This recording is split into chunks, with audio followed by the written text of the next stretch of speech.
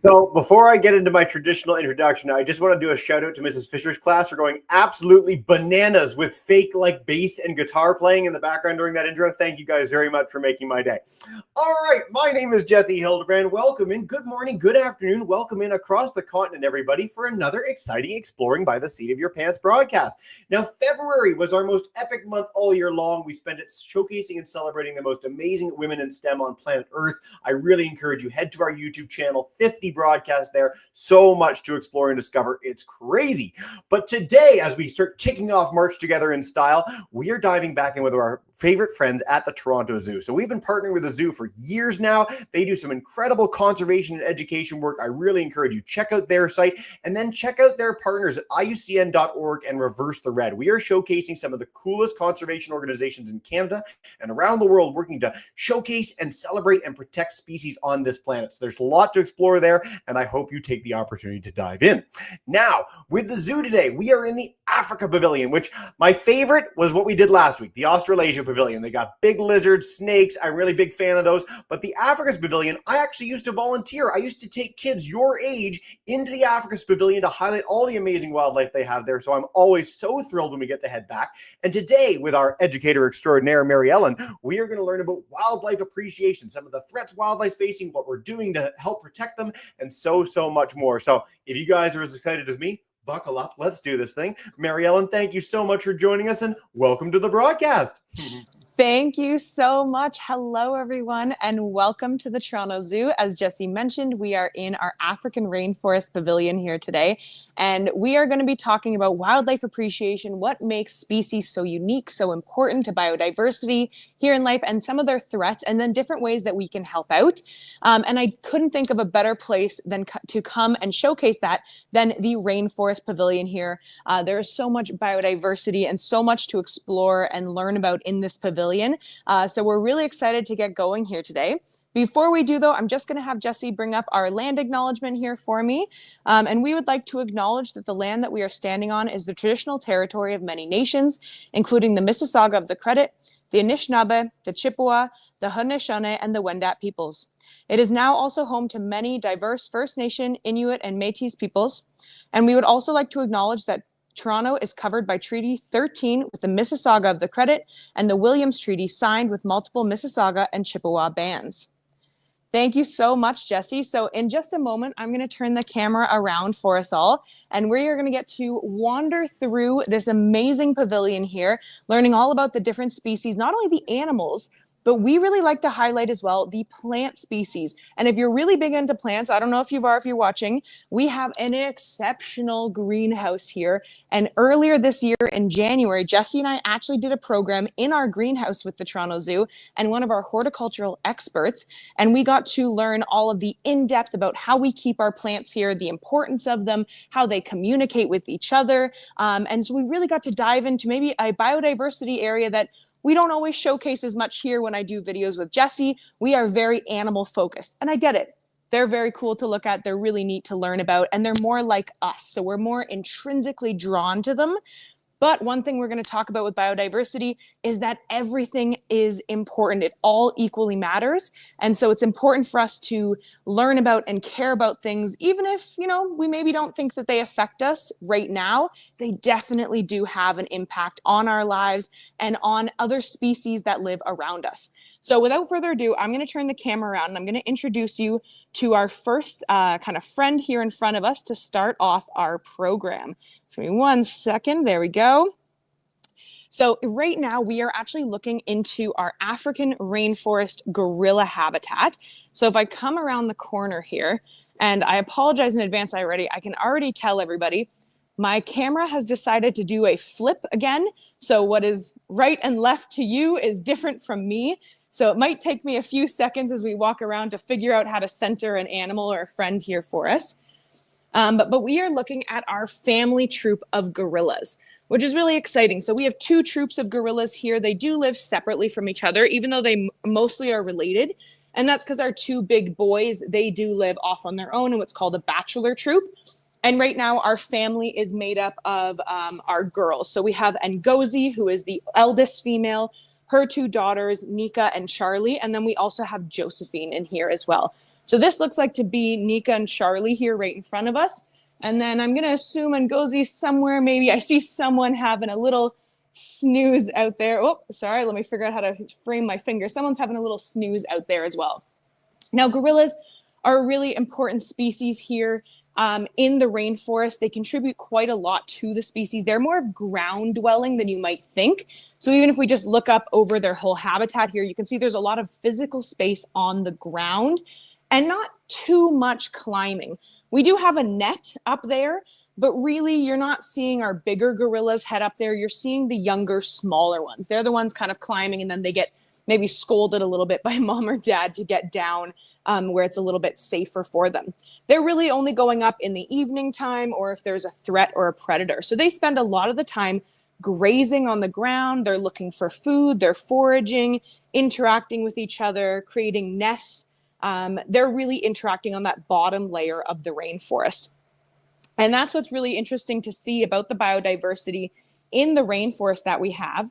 And I think in order to do this, I might actually have to, unfortunately, turn my camera back around on me for 1 second so that I'm facing the right way with us here. You turn around however you want to be, Mariella. No worries at all. There we go. I'll turn it this way just so I can hold something up in front of my face. But I wanted to showcase that the biodiversity that we see in a rainforest is broken down into kind of 4 different categories that we see. So there's the kind of emergent layer up at the top. Then we have a canopy layer, an understory, and the forest floor. So as we walk around today and we learn about all the species and plants here, we can kind of categorize them into these different layers of their habitat and showcase the biodiversity that we see just in this one habitat alone. And biodiversity itself can be categorized in a few different ways. We've done lots of programs on them. We can see it on a genetic level. So we are all human beings watching this call today, but you probably don't look like me. Maybe I don't look like you, or you look like your neighbor. We might have different color eyes, different color hair. There's lots of different genetic traits about us that make us unique and stronger as a population for having that diversity between us. Then you can have diversity of species. So human, gorilla, we're going to meet some tortoises and some different birds in a second here. We are not like them. They are not like us, but we each serve a unique and important role in our habitat. And then within the habitat as well, we can have, just like the rainforest, the 4 kind of divisions of the habitat. But we can also see a rainforest compared to an ocean, or maybe closer here in Ontario, we might see a wetland or farmland. So there's lots of diversity that we see around us.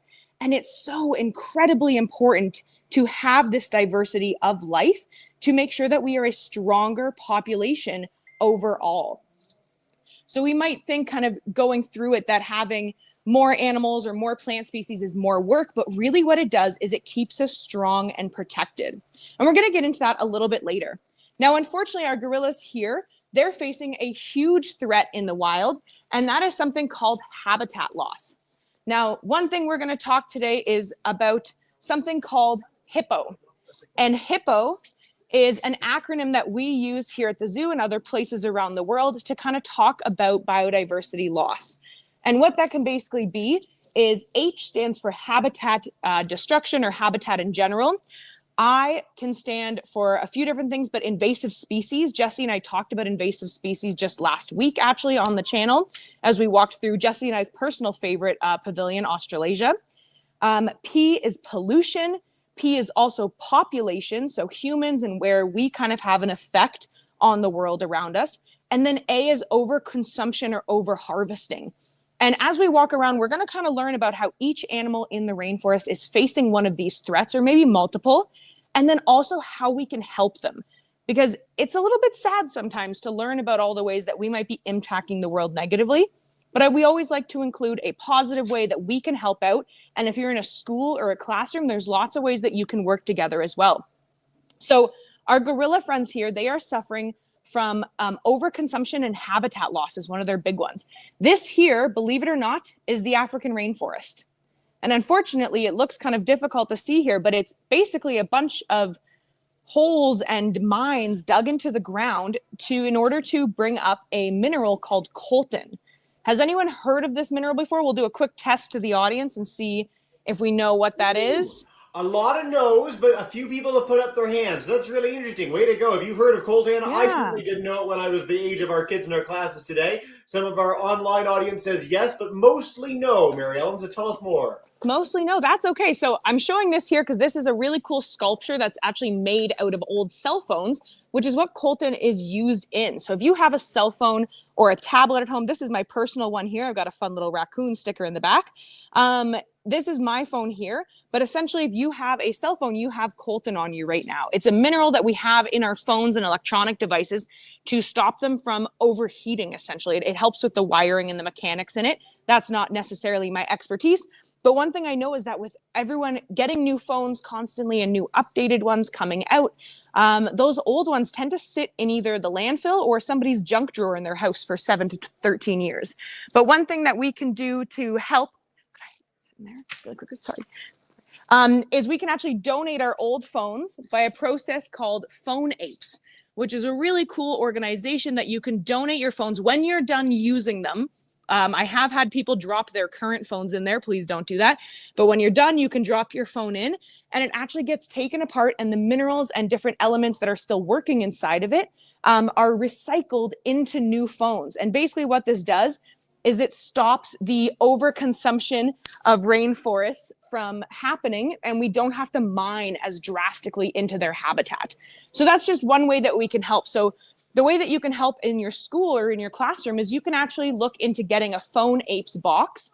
And if you don't live here in Ontario or even in Canada, there's lots of different organizations that do very similar phone donations. So I encourage you to look up if there's one in your local area that you can become a part of. It's a very simple way. You can do it in your community, in your school, or even just with your family at home. And by recycling those items when you're done with them, we can make a very big difference.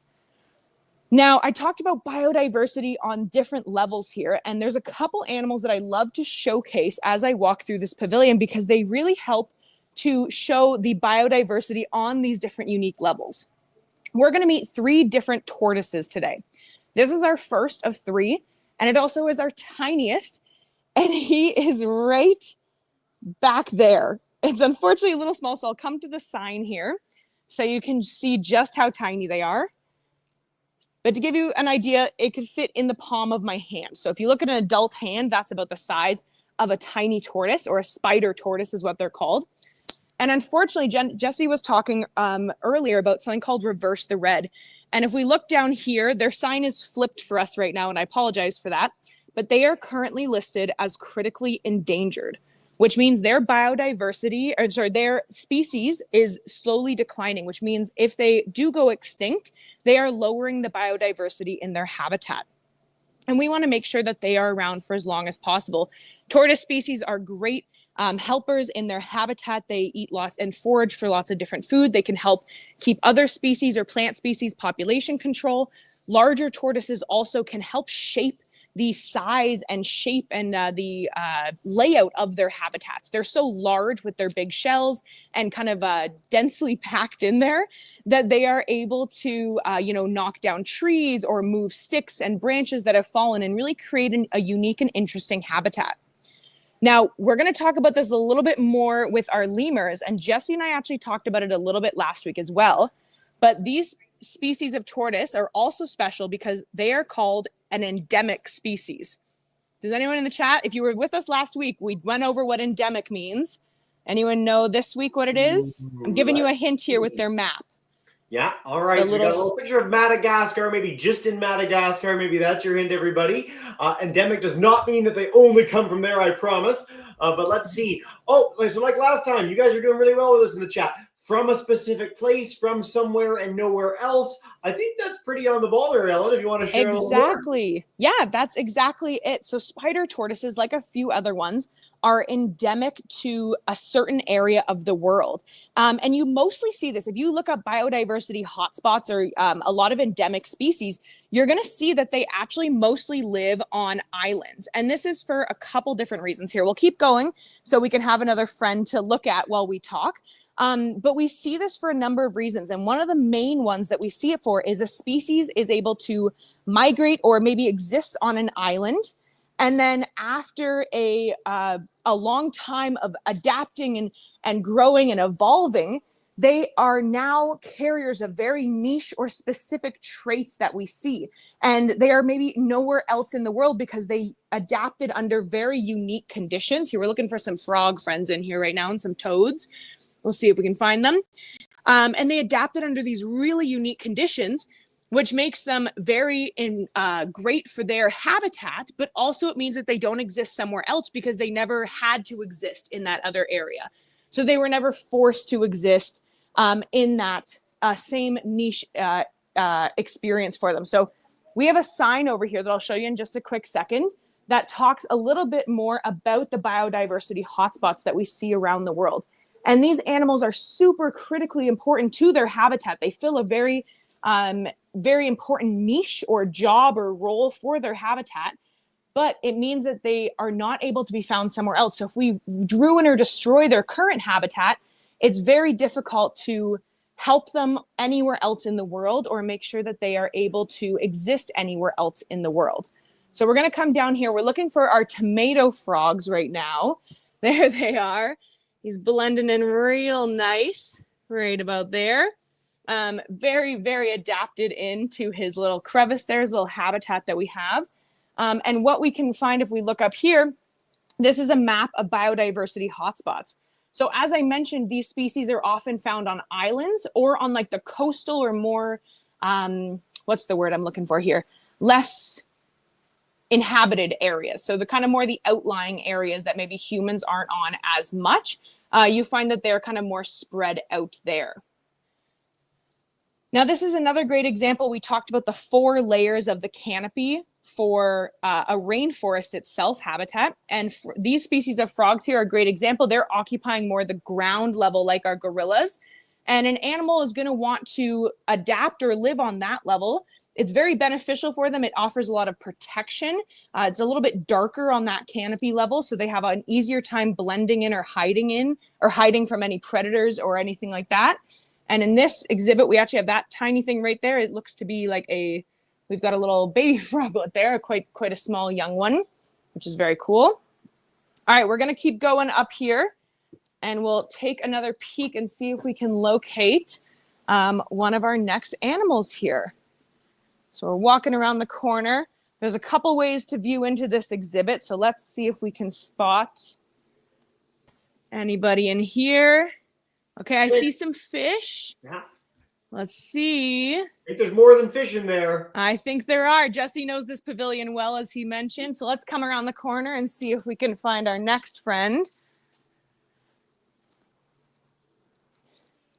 There she is. All right, everyone. I would like to introduce you to Cleo. She is a dwarf crocodile. So I get this kind of maybe shock or slight letdown when we come over to Cleo. And I think that's sad sometimes because she's pretty cool. But a lot of people come and see her and they go, oh, she's so tiny. But she is a dwarf crocodile. So when you think of a crocodile or an alligator, most people think of the ones that are, 16 feet tall and very long and massive animals, but they can come in smaller sizes as well.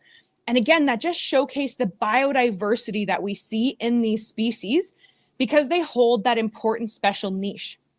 If you remember back to that photo I held up with the different layers again of the canopy in the rainforest, rainforests are very densely packed, heavy tree areas of the world. They are beautiful and massive, but they also have a lot to contend with in the actual rainforest itself. So animals who live in the rainforest have to adapt to it. And we're actually going to see a great example of this in a second with hippos. An animal like a very large alligator or crocodile might have a harder time navigating through densely packed forested areas. So something like a dwarf crocodile has a much easier time adapting through and being able to survive in that habitat as well. All right, we're coming around the corner here. And I'm just going to shout out, I did this last week with Annie, but I also have to shout out my absolute favorite fish that exists in the zoo. And he's a little hard to spot again, so we're going to have to play hide and seek for him. He's actually at the very bottom of his tank. I don't know if I can get a clear photo of him. He's right down there. He's kind of that log-looking thing. It's a great descriptor, I know, but I'll show you a quick photo of him instead. This is the lungfish. And if you haven't heard of a lungfish before, they are a very impressive species that I hope you look up more about afterwards. But lungfish are really unique because, as we all know, there are certain qualities or adaptations or traits that you have to have in order to be classified into different species or different types of species. So mammals, we're warm-blooded, endothermic, as you might call it. We have live births, we produce milk, we have hair or fur. Reptiles and fish, they all have their own characteristics in order to be in their categories as well. And fish, one of theirs is that they have gills. But the African lungfish, if you get where I'm going here, they also have a set of lungs, right? Jesse and I both love this fish very much. They are so cool. They have a great adaptation that allows them to be able to survive up on land in more drier climate in case their habitat has a drought period. So they cover themselves in a mucus. For us, it'd kind of be like covering yourself in snot, which is a little bit grosser. And they are able to survive breathing air instead of breathing through their gills like they normally would if they're in the water. So I just love them. I think they're a great example of adaptation in a habitat.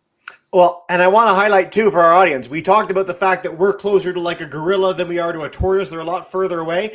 You are more related to a lungfish than a lungfish is to any of these fish that we're looking at right now. So you are closer to a lungfish than they are to these guys, which is crazy when you think about it.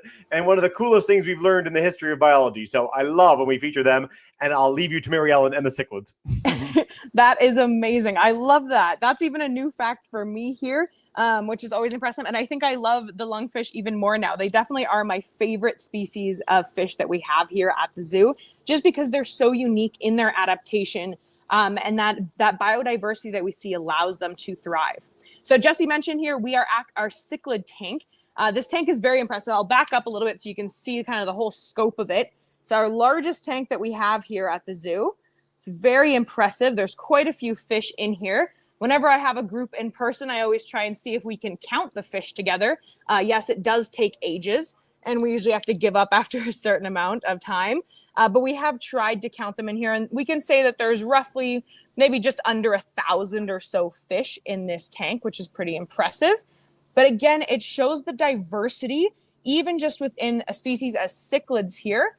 We have a variety of colors, but also these fish are known for having a lot of different adaptations and niches that they hold in their environment. So oftentimes they eat different things. So some of them maybe eat, where they're more ground dwelling. So they'll eat the algae and things that grow on the side and the back of their exhibits or their habitats. Some of them eat things that drop down, and so they'll have more upward facing mouths. Some of them get really niche with it and they only eat other fish eyeballs. Really depends on what they're feeling that day or that season, I guess, for their evolution that they got. But they all hold this different niche or adaptation in their habitat, which is really cool to see, and how they're able to survive and thrive. And it's something just to think about. We used to have this fantastic sign that's unfortunately not here anymore, but it showcases the depth of the water that these fish would live in. So where they are in Africa and Lake Malawi, the depth of it is so much deeper than we could ever have in a Canadian Great Lake here. And so it's impressive just to think about the diversity of the habitats around us and how there are animals and species that can live in those deeper waters that we could even never hope to see here, because we physically just don't have the capability of the same habitat to support their life or their existence.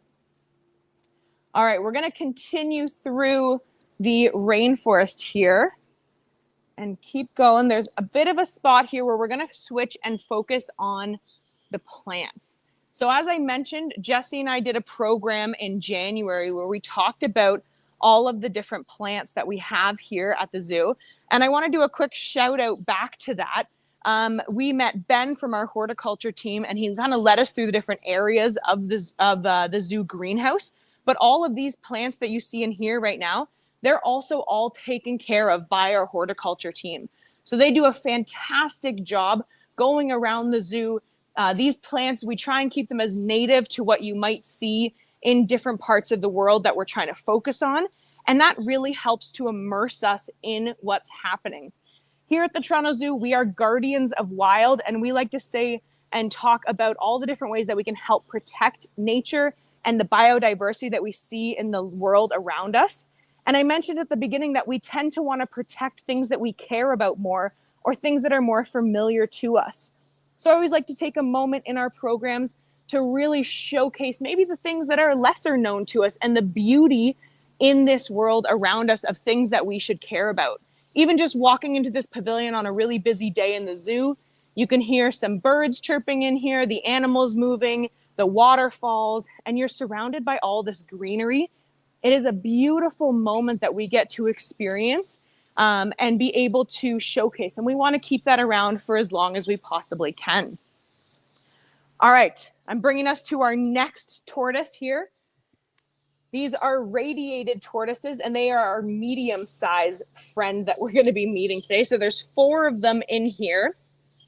So these are our radiated tortoises, and you can see we're munching down on some lettuce, it looks like, maybe some fibrous bits. I think somebody's maybe knocked this bowl over once or twice, because there also looks to be some wood chips in here with him. But this is a great example, again, of just the diversity we see in species coming from a tortoise that was the size of my hand. Now we're looking at a tortoise who's probably about the size of a house cat, definitely not the weight. They probably weigh a little bit more here, but showing off the difference in the species and the genetics that we can see in the diversity between it. All right. Now I mentioned when we were at Clio, there was another species that we were going to talk about that maybe shocks people on their size. So as I come around the corner here, we're going to be introduced to our hippos, and not the acronym that I was talking about before, but an actual living creature. So this is Harvey, and he looks like a log in the water right now, but he's taking a little underwater nap. Oh, there we go. He popped his head up for us. He knew we were coming by. So Harvey is a pygmy hippo.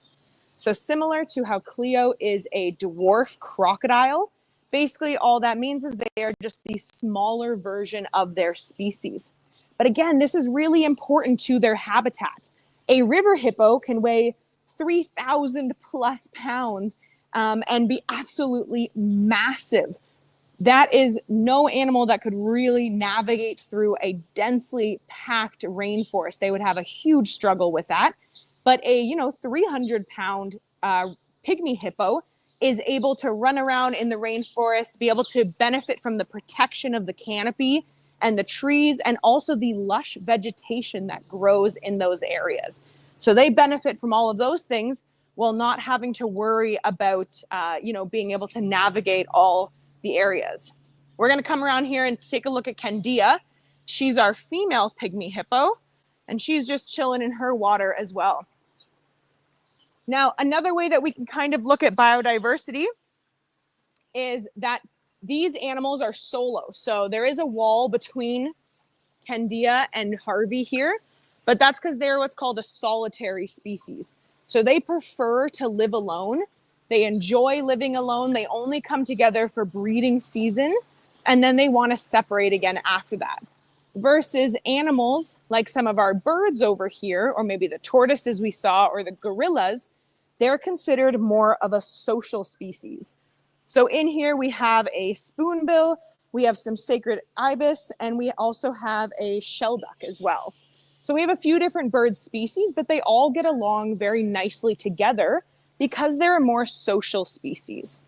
And the biodiversity that we see in animals, we can look at any exhibit here and see different types of biodiversity around them. Even by looking at different birds' beaks, you can tell a lot about their beak, a lot about what they eat by what their beak shape is. So if a bird has a short kind of stout beak, they might be a bird that likes to eat nuts or seeds and crack them open. If they've got a long, narrow beak, maybe they like to eat fish or crustaceans or insects. If they have a hooked beak, they might be a carnivore or a more predatory bird. They use their hook on their beak for more of like a fork or a knife, similar to how we would use utensils. So truly, around us right now, there is biodiversity on every level.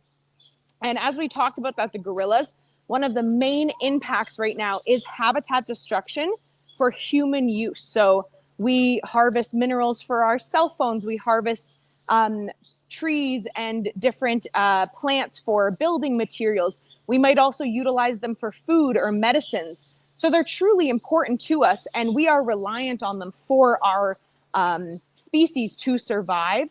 But the important thing to remember and what we need to consider is that when we take from the environment, we also need to make sure we're not taking too much too fast. We give chance for species to regenerate, and we also make sure we are cleaning up after ourselves as well. And although I'm talking about this in Africa, which is very far away from, I think, everybody who will be watching this call right now, there are important life lessons for us to consider when we are even just in our own backyards, in our own areas around our houses, in our community, in our schools, being able to enjoy the habitat and the greenery around us and the biodiversity around us is so very important to do. And it connects us to nature and makes us want to save and protect it. But we want to make sure that we care about the nature around us. So try joining a neighborhood cleanup. Maybe your school can organize one. Be cautious of when you're buying items. Maybe try talking with your parents or anything like that about looking at the packaging that we see on what we're purchasing, making sure that we're making the right choices as we grow up to have a positive impact on the world around us. Now, we have a special treat for us here today. I'm going to turn the camera back around. As we go over to our questions, we have our lemur conspiracy, our group of lemurs here, and they've gotten a little afternoon snack to be joining us for our questions. So, Jesse, I'm going to turn it back to you for questions, and we will hang out with our lemurs for a few minutes. I've got to say, I've been to the zoo for years. Like, I've probably been 50 plus times in my life, and I've never had the lemurs this close to the window. So you guys are so lucky right now. Way to go. All right. We have already got a bevy of questions in the chat. YouTubers, Facebook audience, please do share as many as you'd like. But our Bayside Public School crew, if you guys want to kick us off with the first question, you can unmute your mic, come on in, and we'll head to Miss Fisher and Miss Trainers in just a second. Hello, Bayside. Hi. Hi. Hi. Hi. My name is Callie. Hi, Callie. Do you have a question for Mary Ellen, everybody? My name is Avocado Cat. What? What the heck? Do you guys have a question? Wait. I know we're so excited. I'm excited too. What's our question for Mary Ellen? Can I have a question? Yeah. What was the size of the dwarf crocodile? Yeah, how big's Cleo from earlier? Yeah, so how big is Cleo, the dwarf crocodile? So I'd say Cleo, the crocodile, she was probably about 5 feet long or so, maybe just a bit under. So on average, maybe like the size of a 12 to 13-year-old child, somewhere in that range. I'm 6 feet tall, so I'm a little tall for her. You are a little bigger than our grade 3s today. Great question, guys. All right, Miss Fisher's class, let's head to Carsville. Come on in and take us away. Hi. Do you have African dwarf frogs? Ooh. Oh, do we have African bullfrogs here? Let me just do a quick run through in the zoo's habitat here. We did skip a couple of animals today. I don't believe we have any African bullfrogs, but maybe that's something we can look at looking into. We work really hard here at the zoo to make sure we have animals lives with purpose. So the animals that we have here in our collection, we want to make sure that they're endangered or we're working on species conservation with them. But maybe that's a species that we can look into as like an ambassador animal or someone that can help us teach conservation in a good way. Very good cool suggestion. Question. Thanks, man. All right, Mrs. Trainer's class, let's head to BC on the other side of the country. Come on in. Take us away. Hi. Hello.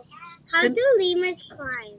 Oh, yeah. How do lemurs climb? So they're doing a great job of kind of showing off their skills here in front of us. They're hopping around, and that's a great example of how they're climbing. So something really special. Let's see if I can get close into a lemur here. You might be able to see with their paws that they have very human-like hands and feet. So if you look at your own hands right now, their feet and hands or their paws are very similar to that, which means they're great at grabbing onto things. So even in their exhibit here, we have these ropes that we use as like a vine. Oh, that was a fantastic jump there in front of us as well to show off their skill. But they are excellent jumpers. They can grab hold of branches. They have great balance thanks to their tail. and they're very fast moving. So they've got a good, powerful jump in them. There's some climbing going for us right away. There we go. Perfect example. Seriously, okay, kids, I know that you might be even new to this, might be your first zoo program ever, but the fact that animals are always so obliging in Toronto Zoo programs is ridiculous. Like, it does not need to go this well. The fact that they always show off so well is it's amazing. Before we take some live questions from the YouTube class and go back to our StreamYard classes, just a clarification, because we both got this wrong. It's not African bullfrogs. They're curious about African dwarf frogs. Do you know if you have those, Marielle, or no? No, we definitely do not. That is a good, I will have to go back when I'm done this program, and I'm going to look them up, actually. Frogs galore. Frogs everywhere. There are many, many amphibians at the Toronto Zoo. So if you ever get the chance to go in person, a lot of their pavilions have them, and they're a really, really special group of creatures. So great. They definitely are. All right, YouTubers and Facebook group, what's the temperature range in the pavilion? We're highlighting a lot of African animals here. Is it toasty? What's the deal? Definitely, yeah. So to give you a concept of it, it is quite chilly here in Toronto today for sure. I'm in a t-shirt right now and I'm too warm.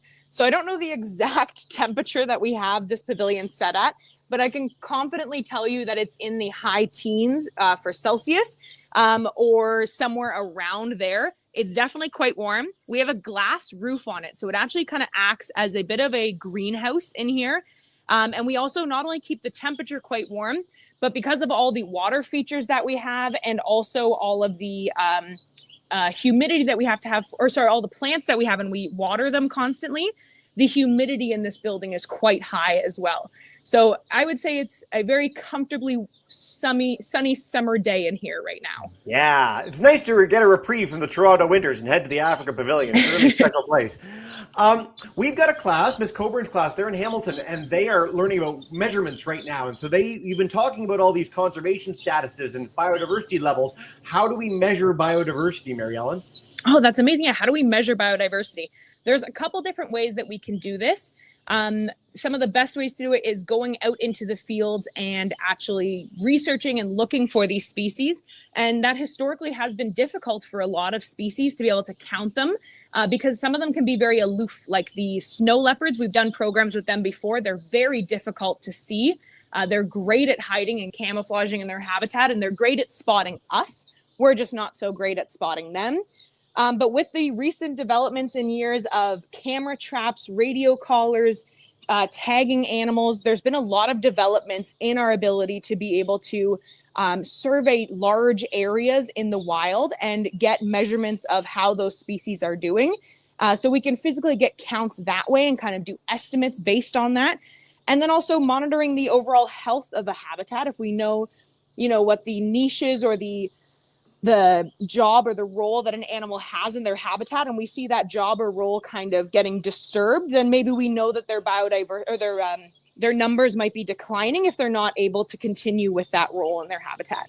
That's a beautiful answer. Again, Reverse the Red's a really great resource for this, so I encourage you to check out it. And on our YouTube channel, we just did a whole series of the World Wildlife Fund that featured all sorts of cutting-edge tech for sort of assessing species. But it's worth noting, the blue whale is the biggest animal ever to exist on planet Earth, and we do not know how many there are. Like, it's wild that is the case, but it means that you kids will need to be scientists too and go out and explore and help us fill in those gaps of knowledge. So, great question, guys. All right, we're going to head back to our live classes. One more round of excitement. Bayside Public School, come on back in and take us away. Hey. Hi. What's our question? I have a question. How old can hippopotamuses get? How old can hippopotamuses get? Yeah. That's a question? Yeah, for sure. So our pygmy hippos here at the zoo, they are currently... oh my God, let's do some quick math. I know Harvey was born in 1994 and Candia is born in 2006. I don't know if I can do that math off the top of my head, but on average, they're living between 30 and 50 years old. So I'd say about half the life expectancy of a human. Okay, great question, guys. We haven't had a hippo question in a while, so thank you very much for that. We covered a lot of animals today, Mary Ellen. This was amazing. Mrs. Fisher's class, we're going to head to you guys. Come on in, and Miss Trainer will wrap up with you in a sec. Hi. How many species of fish do you have? Whoa, how many species of fish do we have? Okay, in this pavilion alone, I'm going to estimate that there are probably 10 to 15 maybe individual species. I'd probably say 10 species. I'm going to estimate in the zoo as a whole, we probably have 50 species of fish. But individuals, I think we have the most fish of any species here. We have about 3,000 to 4,000 individual animals at the zoo, and I would say that the fish healthily occupy probably 1,500 of those 3,000 or so. We only spent a few seconds at the cichlid tank earlier, but cichlids in the big African Great Lakes are some of the most special fish in the world, and they all came from one. So you have these like hundreds of species that all came from one kind of fish originally, which is super, super cool. So I'm really glad we get that question, and I encourage you, check out the cichlid tank. Go back in the YouTube video and watch it and see some of the different species there. They're super, super neat. Mary Ellen, time flies and you're having fun, so we're going to hang out with our BC class for one more question in just a second. I want to stress again, torontozoo.com, IUCN.org, reversethered.org, and if you want to see more of the zoo's programs with us, our YouTube channel has so much to discover, and we'll be back with the zoo in April as well. But we'll take one more question before we say a big thank you and farewell to our amazing zoo team. Mrs. Trainer's class, come on in. Hey. Hi. What's your favorite thing to watch in the zoo? Oh, what's my favorite thing to watch in the zoo? Yeah. Oh, that's a great question here. I'll turn the camera back on myself here for our closing kind of program while I answer that one here. So I am very lucky that I get to explore the zoo all the time. Even though I don't work in these pavilions with the animals, I work more with the people. I do get the option to walk around and interact and see these animals all the time. And although I maybe have a favorite that changes weekly, the giraffes will forever hold my heart here at the zoo. I absolutely love to go and see them and interact with them. We've done lots of programs with the giraffes here on the Exploring by the Seat of Your Pants channel, getting nice up close and personal with them, able to see their long tongues, their massive heads, and everything that they can do for their habitat, which is so cool. So the lemurs, I feel a little bad not saying them because we're sitting in front of them right now. They are very cool, don't get me wrong. But I do really enjoy our giraffes here at the zoo. Lemurs are great. I love lemurs. Giraffes win. Giraffes are pretty crazy. And in fact, the most played Kahoot we've ever done in our history is our giraffe one with Mary Ellen and I. So I encourage you, if you're keen on them, check out the YouTube channel, check out our Kahoot page. There's so much more there. Mary Ellen, this has been such a fun audience today. You guys rock all over North America. Before we say goodbye to all our kids, we bring them in to say a big screaming goodbye. Is there any last message you want to leave them with about the pavilion or wildlife appreciation? Definitely. I want to encourage everyone to become a guardian of wild with us here at the Toronto Zoo. We want to care about the species that we have around us so we can preserve them for not only you, but generations to come. I hope you learned something. I hope you saw something cool today that makes you want to go home and learn more about them. And I hope you tune in next month for some spider appreciation, because they don't get enough of it around here. So it's going to be all about spiders next month for us. I love spiders. We actually just did one of our first spider programs ever last week, so I can't wait for April. I'm so excited to bring you on the journey. And Mary Ellen, as you know, we're going to bring in all our classes to say a big thank you and farewell. So Bayside Public School, Mrs. Fisher, Mrs. Trainer's class, thank you so much, everyone.